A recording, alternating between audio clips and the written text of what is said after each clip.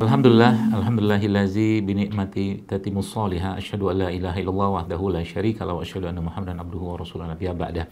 Allahumma shalli wa sallim wa barik ala nabiyyina Muhammad wa ala ali Muhammad kama shallaita ala Ibrahim wa ala ali Ibrahim innaka Hamidum Majid wa barik ala Muhammad wa ala ali Muhammad kama barakta ala Ibrahim wa ala ali Ibrahim innaka Hamidum Majid. Allahumma zidna imanan wa yakinan wa fikhan. Allahumma rabbi shrah li sadri wa yassir li amri wahlul 'uqdatam min lisani yafqahu qawli. Alhamdulillah, saya bahagia dan bersyukur sekali pada Allah Subhanahu wa Ta'ala tentunya, dan berbahagia juga pada pagi hari ini saya bisa hadir di sini di Civitas Akademika Fakultas Ekonomi dan Bisnis UGM yang saya juga nggak tahu Masya Allah, dan ini undangan masuk juga. Dan pastinya ini semua adalah takdir dari Allah, dan saya memang jujurlinya itu memang milih-milih undangan karena memang ada hal-hal yang memang menjadi pertimbangan saya dalam memilih undangan tersebut, khususnya mengenai apa yang saya sampaikan ini bisa ditelan, dicerna, atau mungkin diaplikasikan atau tidak, sebagaimana tadi mungkin Pak moderator ya, Pak siapa tadi, lupa saya. Bapak moderator lah pokoknya, Pak Sahid mohon nyon sewu nggih. Pak Sahid tadi sampaikan bahwa ternyata memang kesehatan itu tidak serumit dan suruwet yang dibayangkan banyak orang. Dan memang azas itulah yang saya pakai, Bapak Ibu sekalian, teman-teman sekalian, bahwa ternyata memang kesehatan itu tidak serumit dan seribet yang dibayangkan banyak orang zaman sekarang. Bahkan guru saya mengatakan, sampai dia mengatakan begini, dia katakan kalau imanmu lagi turun, hatimu lagi nggak siap, maka nggak usah medical check up, kata beliau gitu. Karena banyak orang zaman sekarang ini ketika mereka medical check up, kolesterol cuma naik 10, katakanlah asam urat sedikit naik, apalah gitu kan, yang nggak sedikit ada tanda bintang dan merah, takutnya luar biasa. Padahal sebelumnya hidupnya biasa-biasa aja, baik-baik saja, nggak ada masalah gitu kan. Ketika ada hal-hal seperti itu, akhirnya dengan keadaan iman ya, dan ada tanda kutipnya di situ, ada iman dan hati yang tidak siap, akhirnya dia menjadi orang yang hidupnya penuh dengan ketakutan. Ada juga kisah di mana seorang yang subhanallah ya, saya diceritakan lagi-lagi guru saya, beliau menceritakan ada seorang bapak yang dia sepanjang tahun, berapa tahun gitu minum kopi aja, tidak ada masalah gitu kan. Tiba-tiba entah kayak gimana, dia tes alergi gitu kan, dan tes alergi itu disebutkan dalam tes alergi itu bahwa dia alergi sama kopi. Sejak dia tes alergi itulah dia nggak bisa lagi minum kopi gitu kan. Hidup, kadang-kadang saya mikirnya hidup kok gitu-gitu amat sih gitu loh. Segitunya gitu loh, kita tuh kadang-kadang kekhawatiran ya, banyak orang tuh terhadap sesuatu sehingga kadang-kadang dia lupa bahagia ya. Makanya ada tagline kan, jangan lupa bahagia. Jangan lupa bahagia. Jadi pagi ini Anda harus bahagia. Saya pun udah bahagia dari tadi pagi, bahagia berada di sini, bahagia ngomong di depan 800 orang nih, Masya Allah. Ya mudah-mudahan ya, kalaulah semua berubah tuh buat saya itu kan jadi suatu mood booster banget gitu kan. Tapi pun kalau tidak ya 10 orang saja berubah, 20 orang saja berubah, karena saya berprinsip bahwa kedokteran atau kesehatan itu harus sampai pada satu titik di mana kita membuat orang itu menjadi makin sehat dan sembuh dari penyakitnya, dan kalau dia sakit itu dia bisa berobat dengan mudah, dengan murah, kalau bisa mah gratis kayak begitu. Jadi itu sebuah idealisme kali ya yang mungkin saya sampaikan, dan pada pagi hari ini tentunya kita dengan waktu yang terbatas ini saya mungkin coba pilah-pilah saja yang kita bisa atau mungkin bisa saya sampaikan, karena kalau kita bicara terlalu luas juga kayaknya nanti malah nggak fokus gitu kan. Baik, Bapak Ibu sekalian yang saya hormati, kalau bicara tentang kesehatan maka kita mungkin tidak akan bisa jauh-jauh dari bagaimana khususnya Quran ya, dalam hal ini yang sebagai muslim saya meyakini disitulah letak semua sumber ilmu gitu kan. Maka kalau bicara kesehatan ya tentunya juga rujukannya itu Quran, bagaimana Quran bicara. Nah, ada beberapa poin yang mungkin akan saya jelaskan di sini karena bahasa kita atau topik kita pada hari ini kan judulnya asal muasal penyakit serta bagaimana mengatasi dengan cerdas, dengan bijak, bahkan dengan mudah sebenarnya.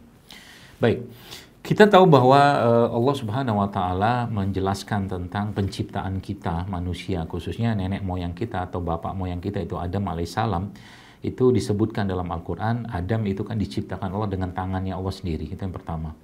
Lalu yang kedua adalah Adam itu diciptakan dari apa? Dari sesuatu benda yang mati, yaitu tanah gitu kan. Kemudian benda mati ini kalau bahasa Quran itu kan salsalin kal fakhar, kemudian dicampurkan dengan air, dicampurkan dengan air, kemudian dicampurkan dengan abu dari berbagai macam tanah yang ada di muka bumi ini, kemudian dibentuk dengan tangan Allah sendiri. Tentunya tangan Allah tidak akan sama dengan tangan kita. Kemudian disitulah asal muasal cerita penciptaan Adam. Ada satu poin di sini yang akan saya ceritakan, karena ini nanti kaitannya dengan bukan cuma cerita Adam alaihissalam, tapi pasangannya Adam yaitu Hawa alaihissalam. Jadi ada dua nanti, mudah-mudahan cukup waktunya. Jadi Bapak sekalian, kata kuncinya di situ adalah tanah. Allah menciptakan Adam dari tanah. Maka bicara tentang tubuh manusia secara umum nanti, kalau perempuan lain lagi ceritanya. Karena Adam diciptakan Allah dari tanah, maka semua yang ada dalam tubuh Adam alaihissalam itu adalah semua saripati tanah di muka bumi ini Allah kumpulkan jadi satu. Nah, jadi tanah ini menjadi satu topik yang penting. Tapi sebelumnya, sebelum kita bahas lagi tentang tanah ini dan bagaimana kita membersihkan katakanlah tanah tersebut, maka saya akan ambil kisah yang lain supaya ini menjadi sebuah mungkin storytelling gitu kan, sesuatu yang menjadi cerita yang menarik untuk kita pahami bahwa ada hal-hal yang sebenarnya dalam kesehatan itu, kalau saya tuh senangnya ada semacam mind blowingnya gitu kan, mind blowing dalam artian ternyata menarik gitu loh kalau kita ngebahas itu, terutama menjelaskan itu bagaimana Quran menyampaikan tentang kesehatan ini. Nah, baik kemudian begini. Jadi ketika Nabi Adam itu sudah diciptakan Allah dengan bentuk yang sempurna ya saat itu ya, dengan ada mata tentunya, telinga segala macam, dan diletakkan Allah di satu tempat di atas tanah seperti itu di surga tentunya.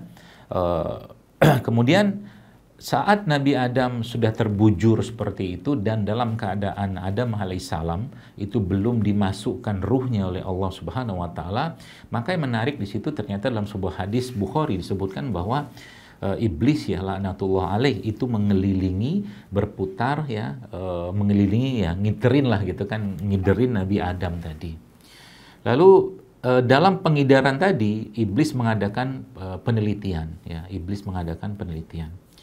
Riset lah mungkin. Jadi kalau ya guyonannya lah gitu kan, kalau ditanya bapak atau mungkin siapa riset atau researcher pertama yang ada di alam semesta ini, maka mungkin jawabannya iblis gitu kan.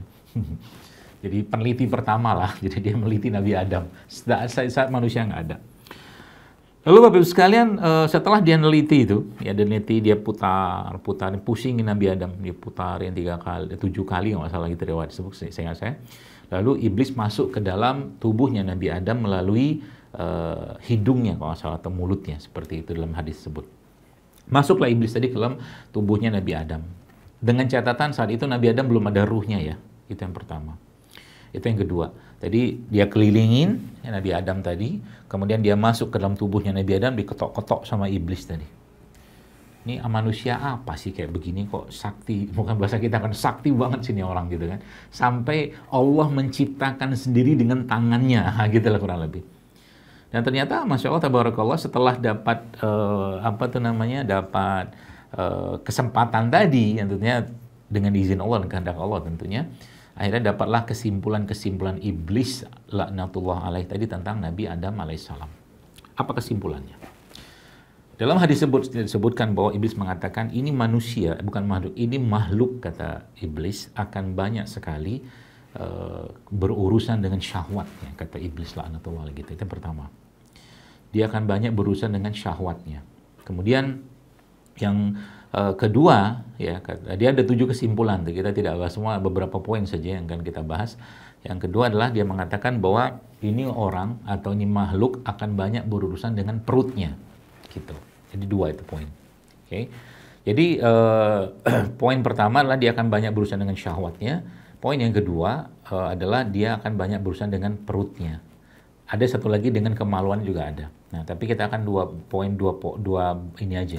Nah, maka bicara tentang manusia, Bapak sekalian, ya, maka kalau kita bicara tentang kita, ya, diri kita yang sebagai anak turunan dari Nabi Adam alaihissalam, ya, maka semua, kalau boleh saya sampaikan di sini, semua problem kesehatan yang saya temukan, ini kesimpulannya. Simpulan pertama, semua problem kesehatan yang saya temukan itu pasti ada kaitannya dengan tanah. Itu pertama. Nah, tanah ini sebenarnya kalau kita bicara tentang bagaimana Nabi Adam atau mungkin strukturnya tubuh kita itu, maka tanah itu dilambangkan atau dianalogikan sebagai pencernaan kita, usus, lambung, segala macam. Itu tanahnya. Jadi dia mesin bukan mesin ya, tempat bercocok tanamnya, ya. Maka kalau tanahnya rusak, maka rusaklah semua. Bahasa kaidahnya begitu kalau secara fisik.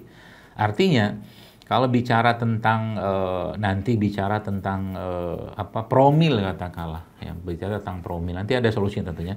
Bicara tentang promil orang yang program hamil seperti itu tuh, maka kita akan mendapatkan satu kesimpulan bahwa kalau bicara tentang sperma yang baik, katakanlah bagi seorang laki-laki, mustahil dia bisa dapatkan sperma yang baik kalau dia punya tanah yang buruk. Nah, gitulah.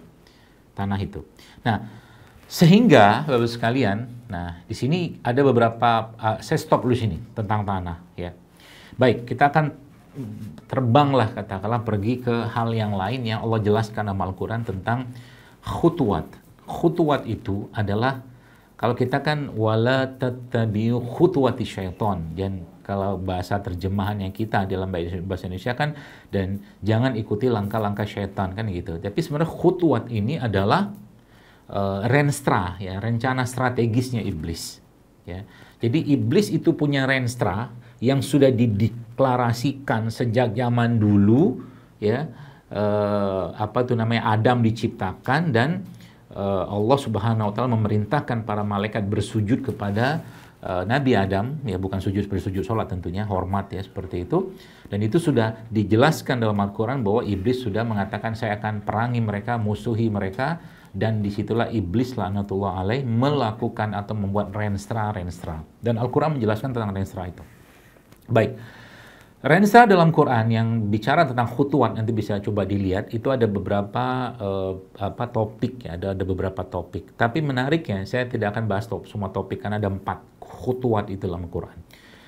Khutuwat yang pertama, ya, itu ternyata kalau sekedar informasi saja adalah berkaitan dengan keimanan seseorang, keimanan manusia. Maka itu menjadi renstranya iblis untuk dirusak. Itu yang pertama. Renstra yang kedua atau khutuwat yang kedua adalah berkaitan dengan subhanallah, ya, berkaitan dengan kehormatan, kesucian, ya, seseorang. Itu menjadi renstra yang keduanya iblis laknatullah alaih. Nah, yang ketiga, keempat ini menarik. Jadi ternyata khutuwat syaitan itu, Bapak-Ibu sekalian, atau renstranya syaitan laknatullah alaih itu, iblis itu ternyata yang ketiga itu kaitannya dengan makanan minuman. Itu yang ketiga. Renstra yang keempat kaitannya dengan apa? Kaitannya dengan pertanian dan perkebunan atau peternakan, ya. Semua direnstrakan sama si iblis itu, ya, untuk dirusak seada-adanya, untuk dirusak sejadi-jadinya. Itulah kerjaannya dia sampai detik ini. Jadi kalau sekarang Anda lihat keadaan makanan minuman yang buruk zaman sekarang ini, ya, atau Anda ngelihat pertanian, perkebunan, peternakan, ya, bahkan kadang-kadang ini sedikit obrolan kita agak sedikit nakal-nakal lah gitu kan. Kadang-kadang saya ngelihat ayam-ayam yang dimakan, ya, banyak orang sekarang itu kan. Anda pernah lihat ayam kampung lah, ada ayam kampung itu ada 2 jenis kelamin. Satu ayam kampung jantan, satu ayam kampung betina, betul? Betul. Sekarang kalau Anda lihat ayam-ayam potong itu sebagian, kalau bukan sebagian, sudah tak tampak lagi mana jantan mana betinanya. Coba lihat. Gitulah. Nah, pernah ngeliat nggak ayam potong yang dimakan kita, banyak orang makan itu? Itu nggak kelihatan lagi mana jantan betina. Jadi Anda lihat kan sosok jantan gitu kan, sosok jantan, ayam jantan yang gagah, ayam berkokok gitu kan, dia punya taji segala macam. Kemudian ada juga ayam betina, ya, dengan kompak, ada gitulah, kayak gitu. Tapi sekarang kan nggak ada lagi. Kita nggak nemukan lagi. Sepertinya sama aja jenis kelaminnya semua, ya. Mirip-mirip aja tuh yang sering dibawa dalam truk-truk ya. Nah itulah sedikit cerita tentang itu. Jadi nggak kelihatan lagi soal. Makanya kalau Bapak Ibu baca data, ini menarik nih. Apa datanya? Ternyata ini yang menjadi satu hal yang kadang-kadang saya ketawa sendiri. Apa ketawanya saya? Karena ternyata ada seorang ya ilmuwan lah ya, saya pernah baca itu, dia buka suatu data, dia bilang begini, ternyata laki-laki yang berusia apa tuh namanya 30 tahun di tahun kita sekarang ini 2000-an something kayak begini itu usia 30 tahun ya, kadar testosteronnya kata dia compare ya dengan data yang dia punya saat itu ternyata kadar testosteronnya si laki-laki yang umurnya 30 tahun di tahun-tahun kita ini sama dengan laki-laki yang berumur 60 tahun di tahun 80-an. Oke? Paham maksudnya ya? Jadi 30 tahun di usia sekarang, kadar hormon laki-laki atau testosteronnya itu sama dengan laki-laki yang berumur berapa tadi? 60 tahun di tahun 80-an. Maka nggak heran zaman sekarang laki-laki nggak tampak sebagai laki-laki, nggak punya sosok laki-lakinya. Ya, laki-laki itu kan Quran menjelaskannya sebagai sosok yang qawam. Qawam itu apa? Ar-rijal qawam 'alan nisa. Itu kan bahasa Qurannya kan. Makanya bisa ada baca bahasa Quran itu tentang laki-laki katakanlah itu apa tuh namanya ada dua tuh. Yang pertama adalah rujulah atau laki-laki secara sosok laki-laki gitu kan. Ada juga sosok laki-laki dengan cuma jenis kelamin saja yang kita sebut dengan zukuroh. Nah, subhanallah ya. Kayak lihat gitu kan, kayak begini, ini apa ceritanya? Kenapa laki-laki nggak jadi laki-laki? Kadang-kadang saya lihat ya beberapa, ya Anda tahu lah gitu kan, beberapa film-film Asia gitu kan, dari negara ginseng itu kan, lihat laki-laki gitu. Laki-laki kok anunya, bibirnya merah gitu kan, kulitnya putih. Kadang-kadang saya pikir, ini laki-laki apa perempuan gitu. Gak ada laki-lakinya. Laki-laki itu kan gagah gitu loh sekalian. Dia sosok yang Anda lihat itu badan itu tegap gitu kan. Kulitnya itu ya nggak ada manicure pedicure lah buat laki-laki yang benar gitu. Ngapain juga gitu-gituan. Potong kuku sih potong kuku. Gitu loh lebih. Sehingga akhirnya yang terjadi apa? Yang terjadi itu nggak tampak sosok laki-lakinya di situ ya. Nah, ini kalau kita lagi-lagi buka lagi datanya lebih dalam lagi, maka itu banyak sekali kaitan-kaitan dengan namanya apa tuh namanya ya, endocrine disruptor katakanlah, atau perusak kelenjar pada manusia, mulai dari plastik ya, mulai dari bahan-bahan seperti paraben, SLS, bahkan beberapa jenis obat-obatan itu yang dia masuk kategori sebagai endocrine disruptor yang mendistrak gitu kan, atau mungkin mendisrupt lah gitu kan, bagaimana peran dan fungsi hormon tadi. Jadi balik-baliknya apa? Ke tanah. Tanahnya rusak, spermanya rusak, dan akhirnya muncullah berbagai penyakit-penyakit yang kalau kita lihat tahun 80 atau 90-an nggak banyak penyakit-penyakit seperti sekarang ya Bapak Ibu sekarang. Autoimun nggak banyak. Autoimun tuh nggak banyak kayak sekarang. Kayak kadang-kadang, kenapa itu nggak banyak? Contoh nih, salah satunya misalkan Anda yang mungkin suka makan bakso kan, itu kan, oke, bawain anak istri atau keluarga di rumah bakso, belilah bakso atau apalah, mie ayam atau apalah gitu kan, tekwan atau apalah misalnya gitu. Kemudian Anda bayangkan satu dandang itu yang lagi panas-panasnya itu dimasukkan ke dalam apa tuh namanya plastik. Terlepaslah plastik itu katakanlah food grade apa segala macam, tapi plastik is plastik menurut saya gitu kan. Bawalah ke rumah gitu kan. Dan plastik itu sendiri BPA-nya apa segala macam termasuk endocrine disruptor juga di sini. Jadi akhirnya rusaklah semua tuh ya, tanah tadi itu. Ya. Tanah tadi itu rusak semua. Ya. Kenapa? Banyak bahan-bahan sintetik yang masuk berlebihan dalam tubuh kita tadi. Gitu loh. Tapi menariknya, nanti akan saya jelaskan terus bagaimana cara kita memperbaiki tanah tadi. Itu yang paling penting sebenarnya kan. Belum lagi ini kita belum cerita tentang bagaimana Hawa alaihissalam diciptakan Allah. Karena Hawa itu diciptakan Allah subhanahu wa ta'ala berdasarkan dari bagian tulang rusuknya Adam alaihissalam yang paling pendek. Nah itu hadisnya begitu. Jadi Hawa itu diciptakan Allah dari suatu yang hidup gitu kan. Nah, makanya problem atau kesehatan yang ada saat ini itu kebanyakan karena apa? Karena banyak manusia ya keluar dari fitrahnya dia, sebagaimana Allah menciptakan perempuan keluar dari fitrahnya dia, laki-laki keluar dari fitrahnya dia. Kayak begitulah kurang lebih. Sehingga nanti, nah, terus bagaimana kita berpikirnya, terus solusi apa yang kita bisa ambil, katakanlah, kalau sudah terjadi hal-hal seperti itu. Tapi sebelum bicara tentang solusi, kita lihat lagi nih, bagaimana cerita tentang tanah tadi, gitu kan, atau bagaimana cerita tentang kerusakan tanah yang, masya Allah, menjadi hal yang sangat menyedihkan di zaman sekarang. Contoh ya, baik. Saya mungkin, Bapak Ibu mungkin di daerah Jogja kan banyak lahan pertanian. Yang saya tahu, setahu saya ya, sependek pengetahuan saya, kalau bicara tentang pertanian zaman sekarang, katakanlah lahan padi misalkan gitu ya. Maka lahan padi di zaman sekarang itu satu hektarnya itu mentok biasanya di angka 4 ton seingat saya. Dengan menggunakan pupuk pestisida. Setahu saya begitu. Ya. Jadi Anda bayangkan itu lahan tuh, tanah gitu kan, ditanamin, semprot lagi. Jadi setiap dia mau tanam lagi, itu semakin banyak katakanlah pupuk pestisida yang dia pakai dan pupuk-pupuk sintetik yang dia gunakan. Jadi semakin numpuklah tanah tadi dengan racun-racun pestisida yang itu Anda sudah tinggal baca kok datanya. Itu salah satu yang sumber kerusakan yang sangat besar di dunia saat ini, Bapak Ibu sekalian, yang menjadi karsinogenik, pemicu kanker segala macam. Padahal, nah lihat nih,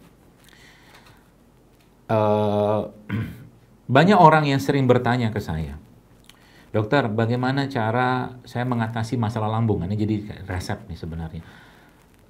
Apa yang kita makan itu, Bapak sekalian, itu sebenarnya, Bapak Ibu sekalian, itu adalah obatnya kita kalau kita sedikit modif, katakanlah kayak begitu. Contoh nih, kalau Anda masalah lambung, maka kita kan tahu salah satu makanan yang kita banyak makan itu namanya amilum, yang berasal dari nasi.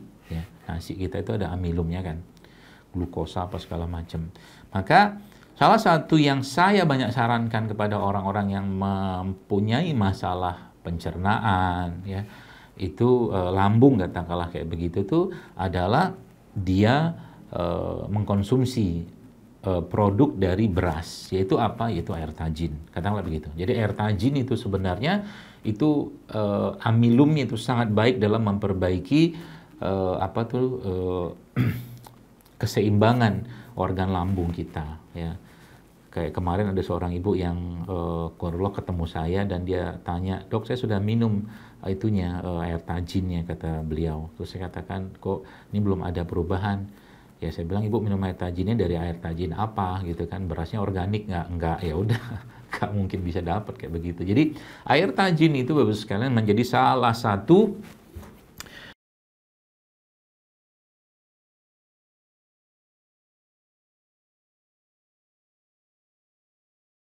Kalau nggak punya air tajin gimana?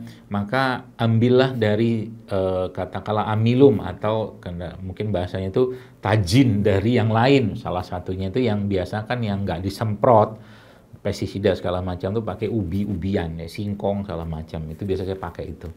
Jadi itu kan mudah tuh kayak begitu. Nah, kaidahnya Bapak Ibu sekalian adalah kalau kita bicara tentang tanah ini kalau sudah rusak secara massal dan masif Bapak Ibu sekalian, maka kalau Anda yang mungkin ahli pertanian atau mungkin punya keluarga yang jago pertanian, maka di situ sebenarnya ada hal yang menarik ya. Kalau biasanya dia sudah tanam, sudah punya satu lahan pertanian yang dia biasa tanami di situ dengan tanaman, tumbuh-tumbuhan, tapi disemprot dengan bahan-bahan sintetik, ya, pestisida segala macam. Lalu dia pengen si lahan itu untuk diperbaiki atau mungkin dia mau tanam dengan konsep organik, maka ada satu kaidah yang saya ketahui, bahasa simpelnya buat orang awam itu, supaya ini tuh lahan ini tetap bisa baik ditanami ya dengan tanaman-tanaman yang dia mau tanam organik tadi, maka dilakukan suatu kaidah namanya land clearing. Nah, land clearing ini, makanya saya bilang sebenarnya kalau kita ngerti kaidah tubuh kita ini, Bapak sekalian, yang kita dalami Quran, kita pelajari Quran, maka sebenarnya banyak penyakit-penyakit itu bisa kita sembuhkan dengan izin Allah tentunya dengan kaidah-kaidah yang sederhana. Bahasa land clearing yang saya pakai di sini kalau kita terjemahkan dengan bahasanya kita, maka sebenarnya itu adalah satu konsep yang dikenal sebagai self eating atau autofagi. Nah, tubuh kita ini sebenarnya punya sebenarnya mungkin apa ya, button ya, tombol-tombol yang dia bisa aktif ketika kita melakukan satu kondisi-kondisi yang akhirnya membuat tubuh itu melakukan proses auto detox. Nah, baik. Berarti kaidahnya gimana dalam hal ini? Kalau misalkan ada yang bertanya, dokter saya sudah banyak nyampah lah bahasa gitu, makan ini, makan itu, penyakit udah berlimpah luar biasa, badan nggak ada enak-enaknya, maka bahasa saya paling gampang lakukanlah auto detox. Auto detox itu tubuh kita mendetoks dirinya sendiri. Nah, kaidah yang paling sederhana yang sekarang dunia kesehatan itu kenal adalah namanya intermittent fasting. Intermittent fasting itu kalau dalam bahasanya kita di Islam ya, yang Muslim tentunya paling gampang namanya puasa. Cuman ternyata menariknya ada beberapa yang saya baca dari beberapa literatur itu ternyata proses itu sudah mulai mencapai optimalnya. Optimalnya itu ketika seseorang itu dalam satu hari katakanlah 24 jam itu dia mengkosongkan lambungnya ya dalam waktu kurang lebih sekitar bukan paling efektif tapi sudah mencapai peaknya itu dia di angka sekitar 17 jam. 17 jam. Ketika 17 jam itu maka tubuh itu sudah mulai melakukan semacam body cleansing, dimakan sama dia. Sel-sel rusak itu dimakan. Tapi ada catatannya. Catatannya Anda harus setting dari awal tubuh supaya tubuh tidak kelaparan. Ya, kayak orang puasa lah, kalau puasa-puasa sunnah kan bagi yang muslim ya, itu kayak puasa-puasa sunnah kayak begitu, itu memang sudah disetting dari awal hari ini mau puasa. Kalau lah bukan puasa mungkin bagi yang non muslim katakanlah kayak begitu, maka dia sudah settingkan dari pagi katakanlah atau dari jam berapa, misalkan ya paling gampang jadi jam 6 pagi lah misalkan. Kalau jam 6 pagi ke 6 sore kan sudah 12 jam, ditambah 5 jam lagi, berarti 6 tambah 5, 11. Berarti sampai jam 11 malam dia tidak makan apapun, minum saja tidak apa-apa, boleh minum air. Jadi, dan ini beberapa, lagi-lagi saya katakan bahwa ternyata literasi-literasi seperti ini, bahkan ada yang mengatakan 3 days water fasting. Jadi kalau Anda mau bersihkan itu, ya itu salah satu kaidah yang paling gampang tuh dalam kaidah 3 hari puasa air. Jadi cuma minum air selama 3 hari itu. Jadi selama 3 hari itu Anda nggak makan apa-apa, puasa air aja tuh. Itu kaidah yang seperti mesin bulldozer yang akan menghabiskan sampah-sampah metabolisme dalam tubuh kita secara fisik ya, bukan sampah emosi. Nanti ada lagi nama sampah emosi. Sampah emosi lagi ceritanya. Makanya sekarang itu banyak orang, kata guru saya, bukan obesitas fisik, tapi dia obesitas jiwa. Jadi jiwanya obesitas. Terlalu banyak beban pikiran, semua dipikirin sama dia. Mungkin bahasa sekarang tuh overthinking, semua dipikirin. Semua, pokoknya sekecil apapun dipikirin sama dia. Ya, kayak begitulah. Kayak kadang-kadang mikirin orang hidup kayak begini apa enak ya gitu ya. Semua dipikirin, semua dianalisa, ya. Makanya dalam Islam, Bapak Ibu sekalian, angka-angka itu penting, betul. Apalagi kan Bapak Ibu kan bagian ekonomi dan bisnis kan, gitu kan. Pasti banyak hubungan sama angka-angka. Tapi kadang-kadang angka-angka itu menjadi suatu jebakan, ya.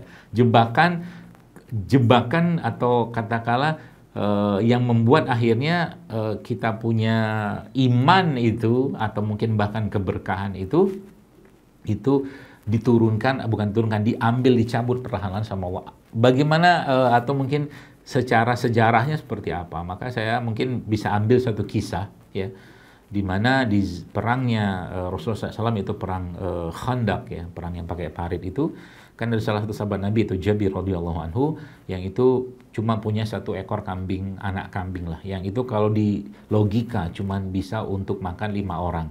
Terus Nabi pesan sama Jabir, kau masak itu kambing, lalu buatkan katakanlah rotinya apa, nasi segala macam kayak begitu. Tapi pesan Nabi, jangan kau buka sebelum aku datang, kata Nabi. Dan akhirnya Jabir lakukan itu, pesan Nabi itu. Kemudian pesan Nabi yang berikutnya adalah kalau nanti diambil makanan tadi, jangan kau buka tutupnya. Jadi ambil saja, ambil. Jadi akhirnya ratusan orang bisa makan dari itu. Itu berkahnya. Karena apa? Karena tadi ya, patuh kepada perintah dari Nabi SAW. Atau juga kisahnya Aisyah radhiyallahu anha, yang Nabi menyisakan satu kantong makanan. Nabi katakan, kalau kamu ambil saja, jangan dilihat. Ya, jangan dilihat angka apa namanya, berapa isinya. Jadi akhirnya diambil terus, nggak habis-habis. Sampai akhirnya pada satu titik, ya katakanlah penasaran gitu kan, ini sebenarnya isinya apa, kok nggak habis-habis gitu kan. Kayak mungkin bahasa kita zaman sekarang, orang-orang itu kan kantong Doraemon gitu, ada aja terus gitu kan. Tapi sebenarnya ketika dilihat dengan logikanya, maka akhirnya nggak lama kemudian kantong makanan itu habis. Itulah kebarokahan yang Allah cabut gitu kan. Jadi ada beberapa sisi-sisi dalam kehidupan kita itu, Bapak Ibu sekalian, yang kita nggak usah dipikirin gitu kan. Biarkan Allah yang mengatur, karena toh rezeki itu adalah Allah yang punya urusan, kayak begitu salah satunya. Nah, kembali ke tadi konsep tentang tanah tadi, Bu sekalian. Maka tanah tadi ya, dengan bahasa intermittent fasting atau puasa autofagi tadi, itu adalah salah satu kaidah yang paling mudah kalau Anda mau lakukan proses auto detox ya. Jadi termasuk kalau misalkan, kalau seandainya nggak melakukan apa tuh namanya 3 days fasting katakanlah misalkan itu ya, dia minum aja tuh, apa yang bisa kita lakukan 24 jam, 24-hour fasting. Selama 24 jam nggak makan apa-apa, Anda minum saja ya, Anda minum saja. Terus ada beberapa jenis makanan yang bisa menstimulus apa tuh namanya, keadaan autofagi tadi. Salah satunya adalah kopi. Jadi kopi itu bagus memicu autofagi ya, kopi, tapi bukan kopi campur susu, bukan kopi campur creamer, kopi pahit, nah gitu. Jadi coba dibuka datanya, ada tuh ya, kopi memicu atau menstimulasi autofagi. Jadi itu bisa Bapak Ibu kerjakan. Ada beberapa sih. Nah kalau nggak pakai kopi, nah ini bisa juga kaidah ini ya. Jadi ketika Anda tuh pagi-pagi tuh misalkan, atau mungkin lagi memang hari ini tidak ada makan, kalau saya biasanya pakai rimpang-rimpangan ya. Entah ada jahe, ada serai gitu kan, yang saya masukkan di situ. Ada jahe, serai, mungkin apalagi tuh, kadang-kadang kencur saya masukkan, kunyit juga saya masukkan. Nah itu juga, kalau saya pribadi, pengalaman saya pribadi, itu juga menekan rasa lapar sebenarnya, menekan rasa lapar dan mengurangi sensasi kita pengen makan. Tapi dengan catatan jangan dikasih apa-apa lagi, betul-betul minumnya plain aja ya, plain itu dia menekan rasa lapar itu. Nah, yang menarik ya, ketika mereka ini kita konsumsi Bapak Ibu sekalian secara rutin, maka yang terjadi, dia memperbaiki sistem tubuh ya, karena emang nggak ada yang masuk kan, karena nggak ada yang masuk, karbo nggak masuk, apa nggak masuk, maka otomatis yang terjadi, dia mencari apa namanya, sumber-sumber energi yang bisa dipakai untuk itunya kita, untuk apa tuh namanya, energinya kita ya. Jadi bahan-bahan tadi itu akhirnya yang mereka lakukan dalam tubuh kita apa? Oh banyak. Jadi saya tuh jujur ya, pernah suatu hari saya diceritakan seorang guru saya, dia sahabat saya juga, dia katakan apa tuh namanya, dia banyak ya, karena pasien itu Masya Allah ya, dari berbagai tempat dia cerita itu cerita banyak orang-orang yang katanya, kata beliau itu dia konsumsi rimpang-rimpang itu ya, jahe, kunyit, apa segala macam itu Masya Allah, dia bilang banyak sekali yang mengaku mendapatkan tubuh yang jauh lebih fit, seperti tadi Pak Syahid tadi sampaikan kayak begitu, dengan hanya modal gitu doang. Karena memang kerja mereka itu Bapak sekalian aslinya jauh lebih luas daripada yang sekedar kita ketahuin gitu kan. Karena memang disitulah letaknya sebenarnya saripati nutrisi kita yang Allah masukkan dalam si rimpang-rimpangan tadi. Makanya contoh ya. Sekarang kan tren tuh misalkan bahasa anti-aging katakanlah ya. Anti-aging itu ya slowing down aging lah ya. Dia memperlama penuaan, meskipun ya pasti mati juga ya. Tapi maksud saya itu dia slowing down aging itu ternyata kalau Anda lihat salah satu dokumenter di TV itu tentang negara-negara yang atau kota-kota yang dia punya usia harapan hidup itu tinggi. Salah satunya itu di Okinawa. Baik, saya ceritain Okinawa. Okinawa itu ada video dokumenter, saya lihat ada ibu-ibu lah, nenek-nenek umur 80 tahun, 90 tahun, dia masih bisa masukkan benang ke dalam jarum tanpa kacamata. Tanpa kacamata. 90 tahun masukin nama dia, tanpa kacamata. Dan ternyata Okinawa itu, Bu sekalian, salah satu yang menarik itu adalah tinggi sekali konsumsi kunyitnya. Kunyit. Jadi mereka sangat dekat dengan kunyit. Teh kunyit, apa kunyit, semua kunyit gitu kan. Bahkan asinan kunyit juga ada. Karena kunyit merupakan salah satu anti-aging yang paling bagus ya. Itu yang pertama. Yang kedua apa? Di situ disebutkan dalam dokumenter itu bahwa mereka sangat tinggi. Jadi kalau ditanya rahasia mereka itu hidup sehat kayak apa? Ternyata mereka banyak sekali atau tingkat konsumsi ubinya, terutama ubi ungu. Nah, ubi ungu kan biasa banyak tuh di mana tuh di Tawangmangu ya, Tawangmangu. Tapi jadiin keripik sama kita kan, jadiin keripik. Padahal ubi ungu itu salah satu apa ya? Kalau buat buat perempuan juga bagus, buat kita laki-laki juga bagus. Sebenarnya seratnya ya, prebiotiknya, mungkin asam lemak rantai pendeknya, macam-macam lah situ tuh banyak sekali di umbi-umbian tadi, gitu. Jadi sebenarnya kaidah-kaidah sederhana begini Bapak Ibu sekalian ya yang ada di berbagai kota tadi itu sebenarnya mungkin boleh saya sampaikan ya, ada semua di Indonesia, ada semua. Cuman tadi khutuat, khutuatnya luar biasa. Belum lagi kita bicara gula pasir ya, itu Masya Allah. Jadi sering saya sampaikan, Bapak Ibu kalau Anda mau sehat ya, maka pesan saya 3 deh. 4 optimalnya atau idealnya. Kalau di list apa saja, kalau Anda mau sehat mulai sekarang, maka pertama, stoplah makan gula pasir. Ya kalau nggak bisa stop, kurangilah gula pasir. Dalam segala bentuk makanan yang mengandung gula pasir, stop. Itu idealnya. Kenapa gula pasir disuruh stop? Karena itu salah satu, bahkan beberapa ilmuwan juga menyebutkan, dia lebih bagus dikategorikan sebagai poison daripada food. Kata mereka begitu. Yang pertama. Jadi kalau mau sehat, stop gula pasir. Nggak tahu nih, di FEB-nya UGM biasa kalau ada camilan buat dosen-dosennya, apa itu camilannya? Padahal kalau dibikin camilan sehat mah banyak ya. Itu ya, yang pertama. Siap ya? Nah, itu yang pertama. Anda mau sehat. Bagaimana cara latihnya? Nanti saya jelaskan. Karena itu poison. Bahkan ada seorang ahli di Amerika itu dia bikin penelitian dengan tikus. Tikusnya satu dikasih kokain, satu lagi dikasih gula.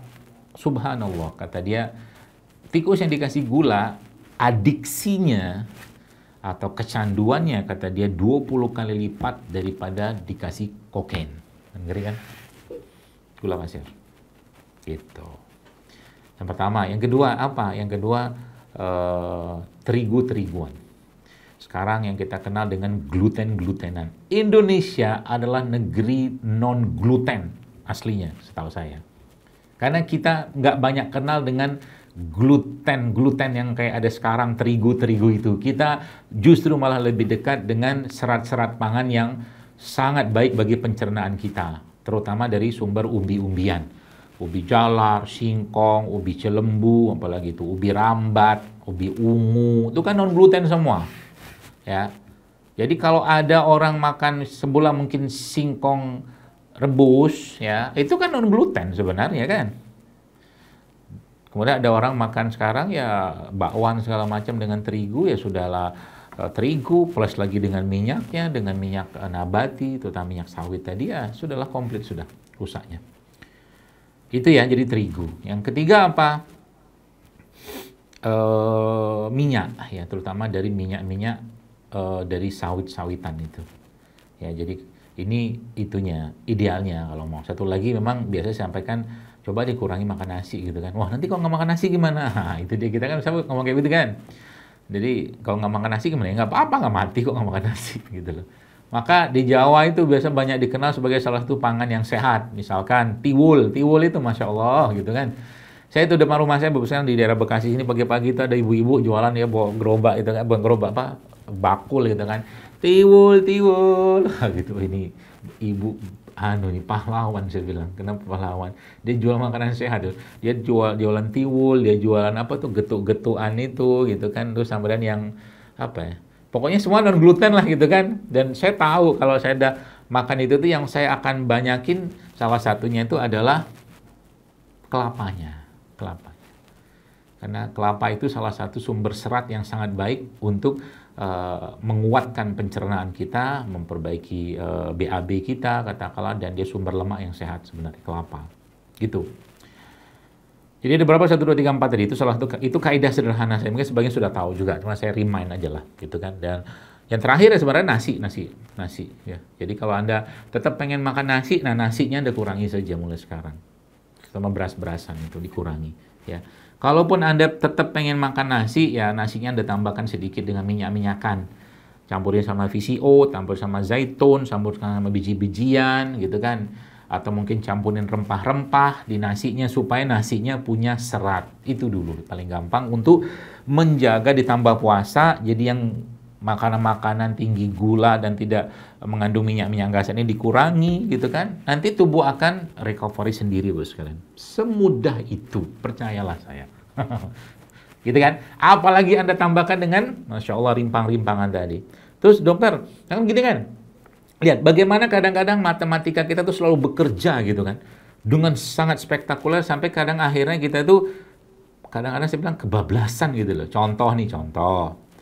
Setahu saya ya, kalau kita bicara tentang negeri kita rimpang ya, Indonesia ini kan dengan jahe, kunyit, temulawak, kencur segala macam. Belum pernah juga saya ketemu ada orang yang katakanlah keracunan makan jahe, keracunan makan kunyit, kelebihan dosisnya kan nggak ada. Karena apa? Karena kita juga makan dalam jumlah yang tidak banyak, katakanlah kayak begitu. Tapi ada orang ketakutan luar biasa, dan itu ya satu sisi memang dia bisa boleh dikatakan sebagai fitofarmaka, obat, tapi sisi lain dia juga punya peran sebagai makanan gitu loh. Makanya ada postingan saya kemarin yang suntikan satu makanan dari daerah Makassar namanya Palu Mara, itu kan kunyitnya banyak gitu kan. Kita minum aja airnya, kita nggak tahu berapa gram dia masukkan kunyit, tapi tidak pernah ada cerita keracunan orang makan gitu-gituan. Ini kadang-kadang apa ya, semua dianalogikan dengan bahasa obat-obatan tadi, sehingga akhirnya ya kita juga minum kunyit jahe sejempol, 2 jempol, setelunjuk gitu-gitulah. Nah, Bapak Ibu sekalian, jadi dengan kaidah-kaidah kayak begini nih ya, Anda mulai misalkan Anda tidak punya penyakit apapun katakanlah, sering saya sampaikan, setiap hari itu atau mungkin per 2 minggu Anda ubah aja ya. Per 2 minggu boleh atau per 3 hari boleh, ubah tuh yang Anda konsumsi. Hari ini misalkan jahe kunyit, atau besok lagi misalkan serai kencur atau apa gitu kan, Anda campur-campurin aja. Ya. Coba aja lihat nanti apa yang terjadi. Ditambah tadi dengan kaidah tentang Anda memperbaiki panah tadi dengan dengan 2 hal tadi. Baik itu dengan puasa atau intermittent fasting, kemudian Anda stop yang nggak sehat-sehat termasuk makanan-makanan olahan. Ya. Jadi kalau sudah tubuh kita tuh kita siapkan sekalian atau mungkin kita kondisikan, maka Masya Allah yang terjadi itu dia udah nggak bisa lagi makan yang aneh-aneh. Ya, nggak bisa. Ya. Contoh makan bolu-bolu yang gulanya tinggi banget gitu kan, nggak bisa. Dia nolak gitu kan. Kayak gitu. Nah, kalau udah fase itu Anda dapatkan sekarang, maka dia akan recovery sendiri ya, atau dia akan perbaiki dirinya sendiri sebenarnya tubuh kita itu. Apalagi ditambahkan dengan bahasa-bahasa tanah yang lain dalam bentuk terjemahan produk-produk yang Allah ciptakan. Contoh Anda mulai rutin misalkan mengkonsumsi air kelapa. Air kelapa apa dok? Ya muda, mau tua, ya mirip-mirip aja kalau kita buka datanya. Ya kurang lebih lah, ada sedikit perbedaan sih. Asal jangan dibakar aja air kelapanya. Atau kelapa tadi jangan dibakar. Itu baik, dia perbaiki itu. Ya, karena air kelapa itu salah satu sumber asam amino yang sangat bagus. Plus lagi kalau Anda tambahkan sumber asam amino yang lain, contohnya kan ketika Anda minum air kelapa, Anda tambahkan air kelapa tadi dengan madu katakanlah secukupnya. Maka dia akan menjadi sumber rehidrasi yang sangat baik, detox yang sangat baik ya buat tubuh kita ya. Jadi sesimpel itu sebenarnya ya. Apalagi ditambahkan dengan kaidah-kaidah yang lain ya. Contoh mulai Anda rutin berbekam, katakanlah sebulan sekali Anda rutin berbekam. Bekam itu Bapak-Ibu sekalian. Contoh nih katakan sebagai suatu pengobatan yang disampaikan oleh Nabi kita alaihi salatu wassalam. Bekam itu kerjanya kalau saya baca dari beberapa penelitian teman-teman saya seperti mesin cuci darah. Wah, keren kan? Bekam itu. Dirutinkan berbekam ya. Kalau Anda sudah mulai hidup sehat, rutinkan berbekam. Apalagi plus juga dengan beberapa kaidah kan, seperti kita dianjurkan Nabi SAW untuk berpuasa pada 13, 14, 15. Kemudian ada hadis yang menyebutkan kita dianjurkan untuk berbuka pada tanggal 17 atau 19 atau 21. Banyak sebenarnya kaidah-kaidah itu yang kita bisa lakukan, ya. Nah, yang paling penting di luar pada semua itu adalah yang utama adalah kalau menurut saya sih adalah menjaga emosi. Itu sangat luar biasa efeknya, ya. Kenapa? Kalau emosi hati kita itu tidak terjaga, sekarang maka yang terjadi, satu minuman, katakanlah air putih kita minum, itu bisa jadi racun untuk kita. Contoh paling gampang gini. Anda lagi berada di rumah seorang teman, katakanlah ya. Sebuah teman itu, ya orang yang banyak duitnya lah, katakanlah begitu kan.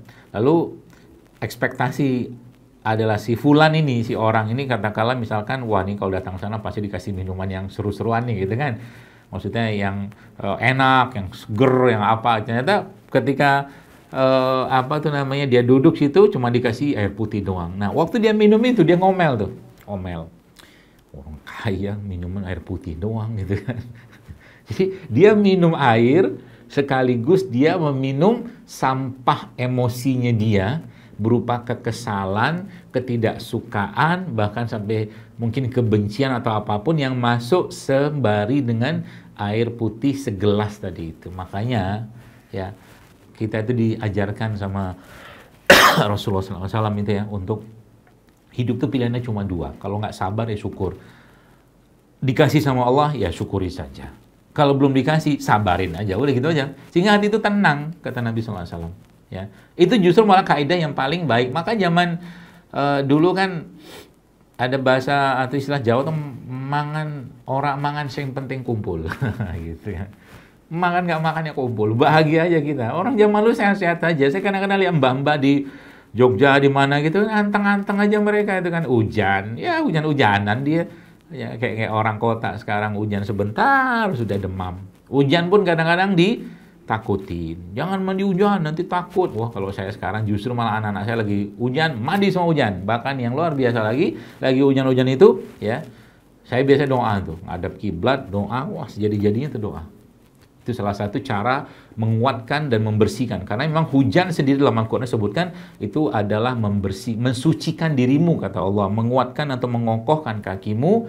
Kemudian Allah sampaikan juga di situ memberikan kebahagiaan untukmu dan menghilangkan waswas. Itu 4 fungsi hujan yang disebutkan Allah dalam surat Al-Anfal ayat 11. Keren kan? Sesimpel itu. Jadi yang jadi masalah sebenarnya kita apa? Ya tadi khutuat syaitan itu kencang banget gitu kan. Apalagi makanan-makanan tradisional Indonesia gitu ya. Saya kira mungkin yang tidak banyak menggunakan bahan-bahan sintetik gitu kan. Terlalu banyak menurut saya. Penganan-penganan sehat. Saya itu sering ke pasar, mana ya, pasar yang di dekat, lupa saya namanya itu, di Jogja itu pagi-pagi kadang-kadang beli tuh jajanan-jajanan sehat di sana gitu kan. Ya bakwan sih, gorengan tetap ada ya, karena itu menjadi kebahagiaan bagi sebagian orang. Tapi saya lebih senang beberapa jajanan tradisional tadi tuh nggak membebani badan juga kalau kita makan. Makanya kalau sudah ngerti kaidah-kaidah kayak begini baru sekarang, maka pagi-pagi itu kita bisa lakukan cara-cara untuk menguatkan tubuh kita. Contoh, kalau kita bicara siklus tubuh kita ini atau biological clock-nya kita itu kan sebenarnya ketika matahari terbenam ya di sore hari, itu kan sudah mulai tuh sistem sudah mulai berubah dari simpatik ke parasimpatik. Contohnya kayak begitu. Kemudian malam itu growth hormone sudah mulai cukup banyak diproduksi oleh tubuh kita dari mulai jam-jam 9-10 sampai ke tengah malam dan seterusnya sampai menjelang ke subuh hari. Growth hormone ini salah satu hormon yang memang fungsinya sangat spektakuler ya. Sehingga dia bisa restoring, repairing, dia bisa detoxing segala macam. Itu fungsinya si growth hormone atau hormon pertumbuhan. Dan dia semakin pagi kan semakin turun ya menjelang matahari terbit. Itu sebabnya kalau saya diberi pilihan katakanlah sebulan mungkin aliran lah gitu kan, aliran sarapan atau tidak, saya lebih memilih untuk aliran tidak sarapan. Kenapa?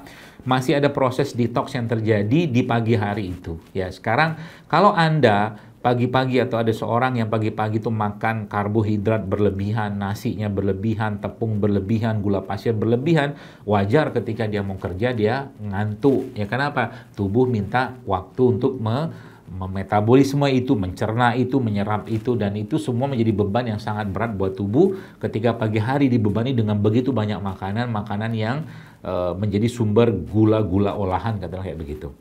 Ya, jadi makanya saya sampaikan, berarti kalau pagi-pagi kalau tetap pengen makan, sarannya dokter apa? Saya nggak tahu kalau di Jogja sarapan paginya apa. Kalau soto misalkan, Anda nggak usah pakai nasi sotonya, misalkan gitu. Jadi kalau saya biasanya kalau makan soto di Jogja itu biasanya istri saya udah tahu tuh, biasanya nggak pakai nasi, pakai apa isinya? Masa kuah doang? Nggak juga kuah doang isinya. Tapi ada juga lah, misalkan ayamnya ya ayam kampung gitu kan. Kemudian apa? Ada togenya segala macem gitu. Terus kadang-kadang saya kasih apa tuh namanya? Pergedel ya, seperti itulah. Atau mungkin saya tambahkan tempe-tempe segala macam sehingga penuh dengan serat, katakanlah ya si sotonya tadi. Atau kalau tetap pengen makan nasinya dikurangin. Dan yang bukan paling ideal sih, ya salah satu yang saya biasa sampaikan itu kalau tetap makan pagi misalkan ya Anda itu aja, banyakin protein aja, misalkan telur atau daging tambah sedikit serat, mungkin sayur-sayuran gitu ya, sehingga tubuh itu tidak terbebani dengan lonjakan gula yang tinggi di pagi hari ketika kita sebenarnya masih masuk pada fase detox di pagi hari tadi. Simpel kan sebenarnya kan? Jadi kalau sudah ngerti kaidah-kaidah seperti itu, ya apalagi ya kita bisa aplikasikan di mana saja gitu kan? Aplikasikan di mana saja sehingga nggak usah kita terjebak dan kita mulai membiasakan yang paling penting itu kebiasaan tadi. Maka kalau Anda tanya ke saya misalkan apakah saya nyampah juga? Ya kadang-kadang nyampah juga. Cuman saya membatasin apa yang saya masukkan, katakanlah yang nggak sehat itu, misalkan ya, juga manusia ya, itu paling 20% saja ya. Yang apa tuh saya contoh mungkin tadi pagi nih, saya tadi pagi ketika itu saya kemarin beli rambutan hampir 3 ikat mungkin rambutan itu saya makan tuh. Ya, kayak begitulah. Jadi kita membiasakan banyak serat masuk ya. Kemudian banyak pangan-pangan sehat yang masuk sehingga tubuh kita itu bekerja dengan sendiri, tambah lagi dengan kalau nanti bisa mulai rutin katakanlah berpuasa atau mungkin berbekam atau mungkin berinteraksi dengan alam dalam bentuk mungkin Anda forest bathing ya, mungkin berjemur di hutan atau di matahari atau mungkin earthing atau mungkin bahasa kita tuh nyeker gitu kan. Itu salah satu kaidah-kaidah atau beberapa kaidah yang sangat mudah kita kerjakan ya. Jadi yang jadi masalah itu memang tadi ya, kita terlalu menganggap kadang-kadang satu sisi kalau mau sehat itu ribet, bahkan susah dan bahkan mahal gitu, padahal tidak seperti itu kaidahnya. Asal mau sedikit disiplin sebentar saja, maka tubuh akan merecovery dirinya sendiri, memperbaiki dirinya sendiri ya, dengan sudah begitu banyak perangkat-perangkat yang Allah berikan dalam tubuh kita tadi ya. Contoh nih, misalkan berjemur saja. Kalau Anda baca berjemur merupakan salah satu cara untuk menstimulate atau menstimulus autofagi dalam tubuh kita. Berjemur loh. Kemudian kalau autofagi tadi kan dengan berpuasa tuh ada tuh ya. Termasuk juga beberapa bahan-bahan yang tadi saya jelaskan juga. Jadi banyak yang bisa kita lakukan ya. Yang paling penting itu adalah tadi kebiasaan yang terbangun dalam diri kita sehingga hari-hari kita itu lebih banyak kebiasaan sehatnya daripada tidaknya. Ya seperti itu. Jadi ketika nanti Anda memakan atau mau makan sesuatu ya sudah mulai mikir, kalau mungkin bahasa Quran itu falyanzuril insanu ila ta'ami. Maka perhatikanlah apa yang kalian makan, kata Allah. Ya, supaya apa? Kalau kita lihat, nah nih, terakhir mungkin sebelum kita masuk tanya jawab dulu sekalian. Kan kata Allah dalam surah Al-Baqarah gini, wa kulu mimma fil ardi halalan thayyiban, kata Allah. Makalah yang ada di atas bumi ini makanan yang halal lagi baik, kata Allah Subhanahu wa taala. Wala tattabi'u khutuwati syaitan, dan jangan ikuti langkah-langkah syaitan. Ya. Terus itu ayat itu terusannya adalah bahwa setan itu, kata Allah, mengajak kalian pada perbuatan keji dan mungkar. Jadi dalam kaidah Quran ada namanya munasabah. Munasabah itu kaitan ayat ke ayat. Maka dalam surah Al-Baqarah tadi itu ketika bicara tentang ayat yang Allah jelaskan Makanlah yang halal dan baik dan jangan ikuti langkah-langkah setan, kata Allah, karena setan itu mengajak pada perbuatan keji dan mungkar. Maka urutannya tadi itu menjadi sebuah kaidah yang sangat jelas buat kita bahwa urusan makanan ini tidak lepas juga dari tipu daya setan dan iblis untuk membuat orang dengan makanan yang buruk, ya, yang tidak halal dan yang tidak baik, menjadi orang yang mengerjakan perbuatan-perbuatan yang dibisikkan oleh iblis setan, itu perbuatan keji, kata Allah dalam Al-Quran tadi. Itu munasabahnya begitu. Jadi urusan makanan ini bukan urusan sederhana, ya.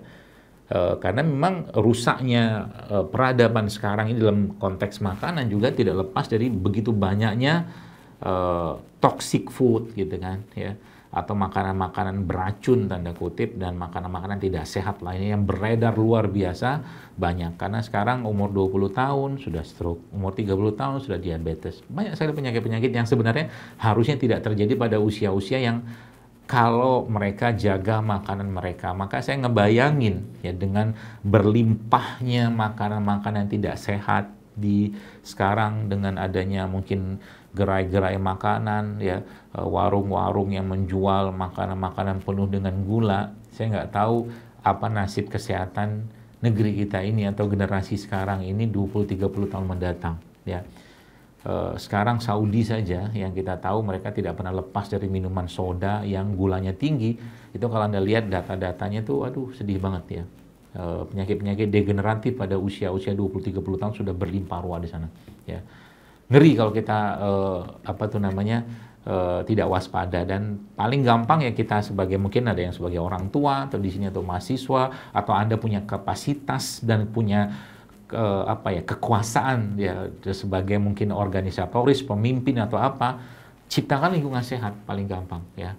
Ciptakan lingkungan yang sehat untuk menjaga generasi ini, paling tidak ikhtiar kita memenuhi hajat umat atau memenuhi hajat orang lain, ya, untuk hidup sehat, ya. Mungkin entah Anda bikin kafe yang sehat, gitu kan, atau mungkin bikin minuman yang sehat untuk mengajarkan kebiasaan-kebiasaan yang baik tadi. Saya kira mungkin itu, sekalian, 1 jam sudah berlalu, Masya Allah, dan mungkin kita lanjutkan saja dengan beberapa diskusi tanya jawab yang mungkin mudah-mudahan Allah mudahkan saya untuk menjawabnya. Saya kembalikan lagi kepada moderator. Assalamualaikum warahmatullahi wabarakatuh. Waalaikumsalam. Terima kasih Dr. Saidul. Alhamdulillah luar biasa, ya. Jadi tadi kalau saya coba ingat-ingat, ya, ada 4 makanan yang harus mulai dihindari, ya: gula pasir, terigu, minyak sawit, dan nasi. Alhamdulillah. Saya juga ini Pak mengikuti Bapak itu, kalau mau sholat minum air tawar dulu 1 gelas, itu luar biasa, Pak. Jadi bagus. Oke, baik. Nah, saya coba mengakomodasi pertanyaan dari teman-teman di podcast ini. Mohon maaf tidak semua bisa saya sampaikan, tapi saya coba ringkas dari semua pertanyaan yang masuk, keluhan apa yang paling banyak disampaikan. Ini Dr. Zaidul, ya, ada, saya ringkas jadi 5 ini, ya, yang banyak ditanyakan. Itu berkaitan dengan masalah asam lambung, kedua diabetes, ketiga vertigo, keempat kolesterol, dan yang kelima tensi. 5 ini. Tapi saya juga pengen nambah 1, Pak. Ini kan kami kan di kampus kan, kerjanya mikir kan, Pak. Nah, ini apa ada rempah atau rimpang yang bikin kita tambah pintar itu? Iya. Baik, jadi begini, teman sekalian, Bapak Ibu yang saya hormati, sebenarnya kaidah-kaidah yang saya jelaskan tadi itu, sebenarnya kalau Anda sudah mulai lakukan secara rutin, itu sebenarnya tubuh itu punya kemampuan secara holistik untuk menyeimbangkan. Kata kunci itu seimbang, ya. Jadi makanya keluhan-keluhan pencernaan itu menjadi sebuah keluhan yang sangat common di zaman sekarang ini, khususnya lambung, ya, asam lambung apa segala macam tadi, karena memang yang kita makan itu sudah miskin serat, ya, gulanya tinggi, ya, kemudian makanan olahan, katakanlah kayak begitu. Nah, maka saya biasa sarankan benerin dulu makanannya gitu, kayak begitu. Itu yang pertama. Lalu yang kedua, kembali ke makanan asal kita. Ya, tadi saya sudah jelaskan kalau kita bicara tentang asam lambung. Asam lambung itu sebenarnya, ya, pengalaman saya pribadi mudah banget kita perbaiki, gitu kan. Asal jangan dimusuhin asam lambungnya. Kenapa bahasa dimusuhin asam lambung itu kita kan sedikit-sedikit minum obat anti asam lambung gitu. Padahal masalah itu bukan di situ sebenarnya, bukan hanya di situ ya. Ketakseimbangan asam lambung itu berkaitan juga dengan bakteri yang ada di situ. Maka Anda perlu mengkonsumsi katakanlah bakteri-bakteri yang baik bagi pencernaan, salah satunya misalkan probiotik itu misalkan. Yang kedua, probiotik itu atau bakteri tadi itu punya makanannya itu salah satu serat atau mungkin gula. Nah maka tadi kan saya sarankan minum air tajin kan. Nah bagi Anda ada masalah asam lambung tadi, coba Anda cari probiotik, nanti yang probiotik tadi juga bekerjanya di lambung plus juga dengan serat dari amilum tadi dalam bentuk air tajin, atau juga bisa dari beberapa jenis kolagen ya. Contoh mungkin gamat ya, teripang atau timun laut. Itu salah satu yang kita bisa pakai itu kolagennya. Atau mungkin yang punya dana lebih kan bisa pakai sarang walet katakanlah. Meskipun itu ya harganya cukup lumayan lah ya. Atau mungkin bisa juga dengan air-air tajin atau amilum dari sumber yang lain, dari singkong atau segala macam. Itu bisa, sekarang kita bisa lakukan itu. Itu yang pertama. Yang kedua, beberapa jenis rimpang-rimpangan yang sifatnya itu bisa menguatkan menguatkan lambung itu, seperti mungkin paling sederhana itu adalah jahe serai pandan, paling sederhana. Jadi yang Anda punya masalah pencernaan, lambung khususnya, coba rutin minum jahe serai pandan. Tapi ada tapinya. Tapinya apa? Sekarang banyak jahe hibrid, bagus sekalian. Jahe hibrid itu jahe-jahe impor. Ya. Jadi kalau Anda mau dapatkan jahe yang bagus, kalau saya mungkin cari jahe lokal saja lah. Jahe lokal kayak jahe emprit atau jahe merah. Ya. Itu masih kerasa aroma dan bau jahenya. Karena jahe hibrid itu sudah, saya kadang-kadang masukin bahkan hampir 1,5 kilo, nggak ada pedes-pedesnya menurut saya. Ya. Nggak ada lagi, karena mungkin entah kayak gimana cerita penanamannya. Jadi beberapa jahe seperti jahe emprit, jahe merah itu menurut saya lebih powerful ya kita dapatkan. Atau paling gampang ya minum wedang uwu. Paling gampang. Wedang uwu itu juga salah satu yang kita bisa pakai itu. Ya, itu buat masalah lambung atau pencernaan tadi. Ya, jadi itu dirutinkan berapa minggu, 2 minggu lah minimal. Sembari Anda minum madu ya tiap hari, minum madu. Madu ini bagusnya nanti kalau Anda mau minum dalam kondisi madunya sudah dicampurkan dalam air saja supaya dia lebih cepat diserap badan. Ya, karena enzim dalam madu itu kalau Anda masukkan ke dalam air itu lebih cepat dia terekstraksi di sana dan bisa diserap tubuh dengan baik. Jadi madu itu jangan tinggal madu tiap hari, minimal Anda minumlah 1 atau 3 sendok madu tiap hari, dan cari madu yang benar ya, cari madu yang benar. Itu. Lalu yang berikutnya berkaitan dengan tadi kolesterol. Sebenarnya sama kaidahnya. Kalau tadi Bapak Ibu lakukan yang tadi saya sampaikan, mengurangi beberapa hal tadi itu, sebenarnya kolesterol juga bisa turun. Jadi kolesterol itu sebenarnya lemak yang tidak terpakai, meskipun ya beberapa ilmuwan mengatakan nggak usah takut-takut banget sama kolesterol sebenarnya, karena kolesterol justru malah dibutuhkan oleh tubuh kita. Makanya beberapa ahli-ahli naturopati itu mereka justru malah menganjurkan makan beberapa jenis jeroan ya yang biasa kita hindari. Jantung gitu kan, liver, padahal itu sumber kuper, sumber zinc yang luar biasa ya. Termasuk lupa saya tadi Pak Syahid tadi, salah satu cara paling mudah memperbaiki lambung tuh pakai namanya bone broth, kaldu tulang. Kaldu dari kaki kambing itu ya, kaki kambing atau mungkin tulang kambing, tulang sapi, itu nanti Anda masak dalam api kecil dengan sebelumnya Anda kasih bumbu lah ya, mungkin bawang merah, bawang putih segala macam, dan itu sehari Anda rutinkan minum sekitar 100 cc lah satu hari. Itu buat tulang bagus sekali, buat imunitas juga bagus, ya buat kolagennya juga bagus. Semakin lama Anda masak semakin bagus itu.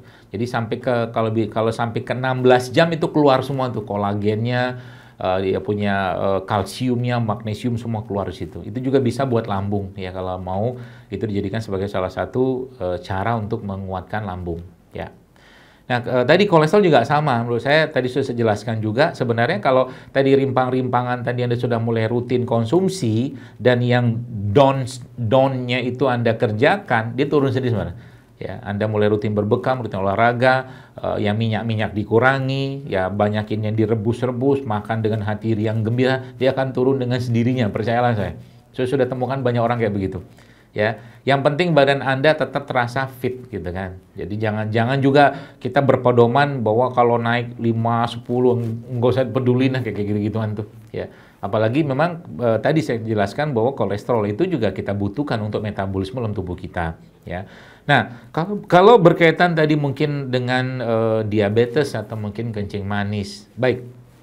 Gini, yang perlu Anda pahami atau kita pahami berkaitan dengan kencing manis atau diabetes itu sekalian adalah bahwa ini adalah banyak bermula dari pola makan terutama ya yang tinggi gula olahan. Ya, tinggi gula olahan. Maka kalau tinggi gula olahan maka kita carilah gula-gula atau karbohidrat yang masih tinggi seratnya. Ya. Orang diabetes, sebagian besar yang saya temuin itu adalah orang-orang yang sebenarnya mereka juga sebagian besar mengalami gangguan lambung atau pencernaan. Sehingga kaidah paling mudah mengobati atau mengembalikan keseimbangan tadi, dia banyak makan tapi sedikit. Itu paling mudahnya. Yang dimakan apa? Dia butuh karbohidrat. Makan saja karbohidrat, umbi-umbian dia makan ya. Tapi yang sifatnya tinggi gula olahannya ya seperti nasi putih atau gula pasir atau terigu itu dia mulai stop. Jadi orang-orang diabetes ini perbaiki dulu asupan dengan mengkonsumsi mungkin umbi-umbian ya. Ungu boleh, kemudian ubi cilembu boleh, atau mungkin ubi jalar boleh, singkong boleh. Nah itu perbaiki di situ dulu. Dengan mengkonsumsinya kaidahnya apa? Makan sedikit tapi makan sering tapi sedikit, itu kaidahnya ya. Lalu mulailah dia mengkonsumsi yang paling gampang sebenarnya. Kalau saya mungkin nyaranin kepada Bapak Ibu yang ada masalah gula kayak begini, mulailah paling mudah ya. Nah, ini kita bicara tanpa obat ya, tanpa obat dulu ya. Maka salah satu latihan yang menurut saya itu sangat baik dilakukan pada orang-orang diabetes itu adalah dia memperkuat massa ototnya. Jadi latihan beban, latihan beban. Berarti latihan beban itu seperti apa? Nggak usah pakai beban beneran, Anda pakai beban tubuh Anda saja. Misalkan Anda mulai rutinin push up, Anda mulai rutinin squat, Anda mulai rutinin plank katakanlah. Itu sudah sangat baik dalam menguatkan massa otot tubuh Anda yang nanti akan memperbaiki fungsi dari pankreas yang menghasilkan insulin. Itu paling gampang itu.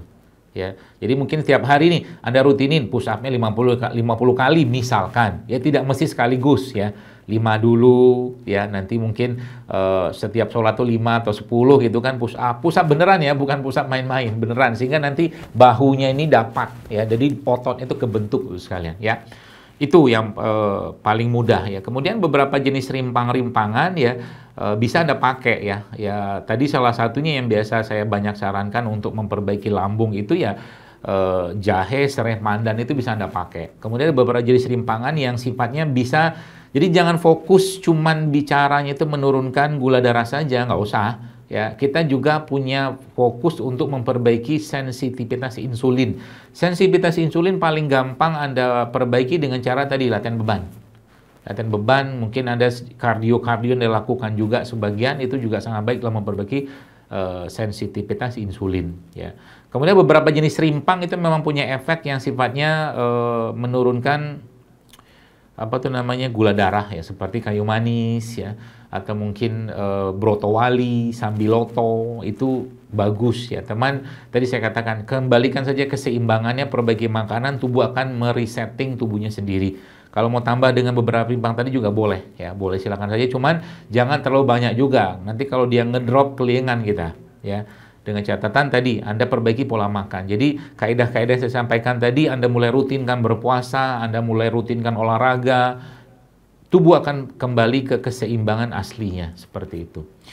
Itu yang mungkin bisa saya sarankan, termasuk juga rutinkan saja berbekam ya, bisa Anda lakukan itu. Kemudian tadi kalau Pak Said tadi tanyakan bagi para dosen-dosen ya supaya anunya itu apa namanya otaknya mungkin ya, atau lebih gampang ngapal gitu kan ya, atau mungkin lebih gampang mikir, maka dulu ya kalau saya baca beberapa literasi para ulama itu ada beberapa jenis ramuan yang bisa menguatkan apa ya, kecerdasan mereka.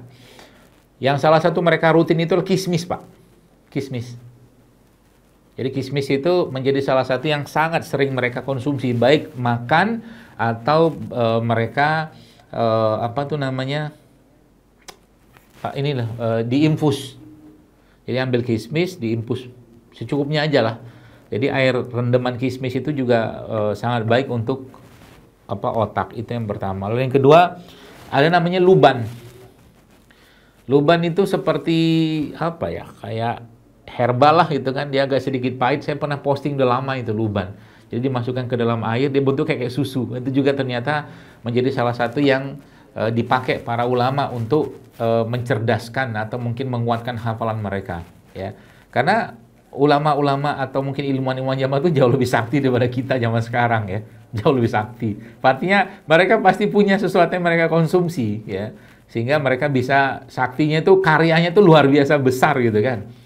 Anda bayangin ada satu ulama besar itu namanya kan Ibnu Qayyim Al-Jauziyah. Mungkin saya kasih challenge lah mungkin ke diri saya, ke bapak-bapak, mungkin kita nggak bisa secanggih itu. Dia Bapak Ibu sekarang menulis buku namanya Madarijus Salikin, ya. Buku ini 2 jilid, jilid 1 sama jilid 2. Satu jilid itu sekitar tebalnya sekitar 700-an halaman something lah ya. Buku itu cuman ngebahas iyyaka na'budu wa iyyaka nasta'in. Berapa halaman? 1.500 halaman. Dari iyyaka na'budu wa iyyaka nasta'in. Kan sakti tuh mereka kayak gitu kan.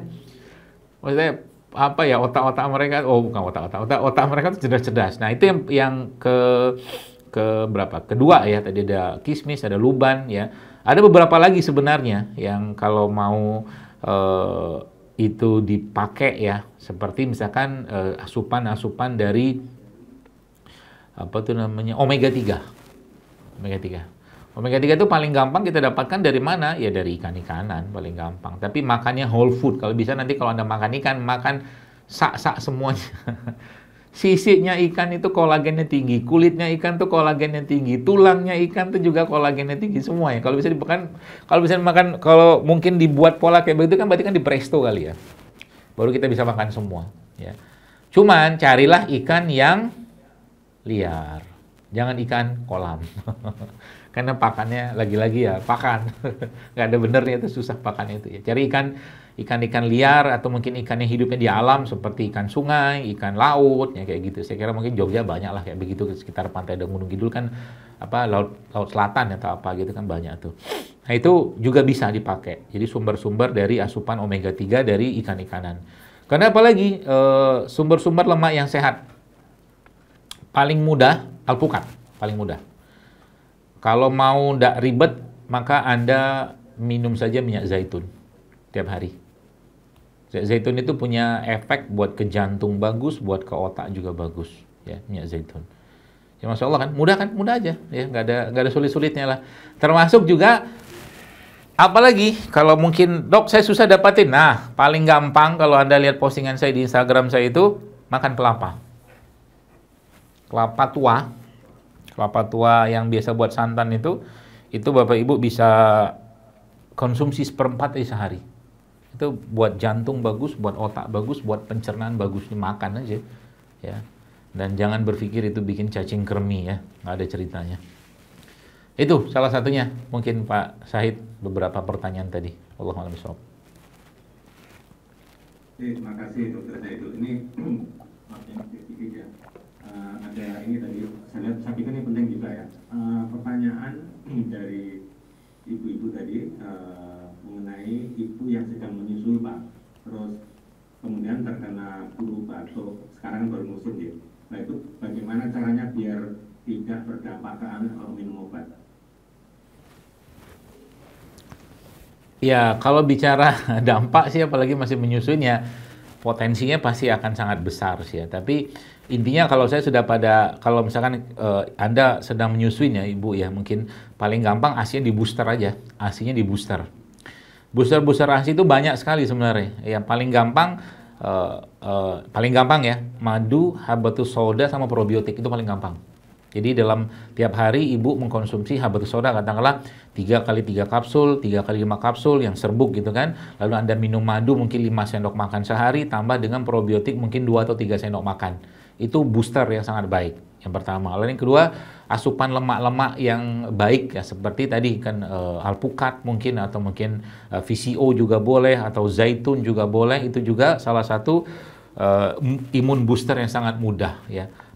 Lalu yang berikutnya apa? Ya, angetin badannya. Kalau orang flu kan biasanya kecenderungan badannya itu dingin. Maka ibu yang hamil tadi itu konsumsinya rimpang-rimpang yang hangat ya, seperti jahe, serai, ya lengkuas, atau mungkin rempah-rempah secara umum seperti apa namanya kapulaga, kayu manis ya, atau mungkin pala ya, atau mungkin apa lagi nih, bunga lawang. Itu banyak sekali rempah-rempah itu yang tiap hari itu Anda harus konsumsi dan jangan lupa berjemur. Jangan lupa berjemur. Ya, karena salah satu yang sangat menguatkan sistem imunitas kita itu adalah dengan berjemur di matahari ya, di bawah matahari. Pagi lah mungkin sekitar jam-jam sebelum jam 10 tuh kalau ada matahari muncul. Itu mungkin, dan bergerak ya. Atau mungkin juga dulu, atau mungkin bukan dulu sih, beberapa waktu belakangan ini saya mendapatkan cara yang mudah ya, dengan cara Anda jadi mengaktifkan ya mungkin kelenjar-kelenjar limfe dan aliran darah kita dengan cara menepuk Pak. Jadi nanti kalau mungkin Pak Syahid atau mungkin Bapak Ibu sekarang lagi di kantor tuh lagi nggak enak, badan tuh lagi nggak fit gitu kan, Anda tepukin aja. Jadi pakai tangan begini, tepukin sampai ke ini muka, sampai ke belakang. Ini gosok, ini juga tepukin gini. Coba aja lihat. Gitu deh. Cepet banget sampai ke bawah ya. Sampai ke bawah, sampai ke kaki. Ya, terus nanti badannya digerak-gerakin gitu. Gampang sekali ya. Itu untuk dikerjakan karena ketika kita melakukan itu otomatis kan ada apa ya, stimulus ya. Stimulus, apalagi ada namanya, ada tuh nanti kalau Bapak Ibu baca namanya vagal stimulus gitu kan. Jadi dia tuh apa gitu di sini tuh dipencet apa, digosok-gosok, saya lupa gerakan itu. Tapi yang gerakan tadi udah sangat cukup sebenarnya. Terutama kalau yang mungkin ada flu atau segala macam atau badannya kurang fit, tepukin aja. Atau beberapa tempat di sini dipukul gitu ya. Gitu. Sep, nanti aliran darahnya tiba-tiba biasanya meningkat gitu. Begitu mungkin Pak Said. Oke, masih ada waktu 7 menit yang terakhir. Ini Pak, ada pertanyaan dari Ibu tadi mengenai fenomena tumor jinak PAM ya, yang ada di payudara atau di bagian tubuh lain. Nah, itu apakah ada resep rempang atau rempah yang bisa disarankan dokter? Jadi apa begini Bu sekalian, kalau kita bicara apa namanya FAM ya, FAM itu kan fibroadenoma mame ya, semacam tumor jinak di payudara lah wanita. Ya penyebabnya banyak sekali, kita mungkin nggak bisa ulas semua sih ya, teman. Kalau spesifik secara pertanyaannya, ini kira-kira ada rempah apa yang bisa dilakukan, yang paling gampang biasanya saya dua tuh yang saya bisa sarankan kepada orang-orang yang mengalami FAM seperti ini. Yang pertama tuh kunyit putih sama kunyit kuning ya, kunyit biasa ya, yang kuning itu sama kunir putih, itu nanti digabung saja, Anda gabung saja dalam jumlah yang gak usah banyak-banyak lah, tuh rutinkan saja minum 2-3 kali sehari. Kemudian ditambahkan lagi mungkin sedikit Anda tambahkan jahe buat penghangatnya, coba nanti rutinkan itu, karena kunyit putih itu punya salah satu efek anti tumor ya, dia punya anti kanker. Sebenarnya overall ya, rimpang-rimpangan itu punya efek anti tumor ya sebenarnya. Tapi yang spesifik itu memang adalah beberapa seperti kayak kunyit putih itu punya efek seperti itu. Nanti coba dirutinkan saja itu ya. Sama dirutinkan berpuasanya, insya Allah nanti hilang sendiri sebenarnya. Dan yang paling penting di luar pada itu semua mungkin perbaiki emosinya. Karena FAM itu yang saya pelajarin ya, juga terpaut dengan emosi, sesuatu yang apa ya, dipendam oleh wanita. Jadi itu mungkin coba di trace ya, dilacak kira-kira emosinya itu apa ya, karena tergantung dari letak payudaranya atau mungkin letak dari FAM-nya tadi, entah di sebelah kiri sebelah kanan, karena emosi itu akan berkaitan dengan di mana letak FAM-nya itu tadi, seperti itu. Begitu Pak. Oke, terima kasih ya. Ini tampaknya kalau dilayani sampai maghrib nggak selesai. Luar biasa. Ilmunya praktis, mudah, dan ya, ada di rumah kita. Uh, jadi teman-teman semuanya, Bapak Ibu ya, selaku audiens, tampaknya waktu sudah sampai di penghujung. Jadi banyak sebetulnya yang masih ingin bertanya banyak hal pada Dr. Saiful Akbar, tapi namanya waktu sudah habis. Nah, jadi kita akan akhiri acara ini. Sekali lagi saya mengucapkan banyak terima kasih pada Dr. Saiful Akbar atas ilmu-ilmunya yang luar biasa, sangat bermanfaat dokter ya, karena kesehatan paru itu loh ya. Jadi saya kalau ke dapur rumah itu terasa seperti mengunjungi apotek. Insyaallah. Nah, pada Bapak Ibu audiens, saya juga mengucapkan terima kasih atas partisipasinya, menyampaikan pertanyaan, mengikuti sampai akhir. Luar biasa ini, mudah-mudahan jadi berkat manfaat yang luar biasa. Dan saya juga mohon maaf pada Bapak Ibu semuanya kalau saya dalam membawakan tugas sebagai moderator kurang bagus atau kurang terdengar. Demikian, sekali lagi terima kasih Pak Saiful Akbar dari teman-teman FIBUPM. Kita tampaknya nggak cuma sekali nih jadi kajian dokter. Nanti kalau mau dilanjutkan harus ada testimonial base. Jadi nanti harus ada yang sudah mempraktekkan. Jadi ada mood booster buat saya. Gitu. Ya, alhamdulillah. Saya Pak saya sudah hampir semua saran yang dimaksud itu saya ikuti, alhamdulillah. Jadi lebih sehat sekarang. Alhamdulillah. Nggak gampang sakit nih. Demikian Pak Agus Ridwan selaku panitia, waktu tempat saya kembalikan.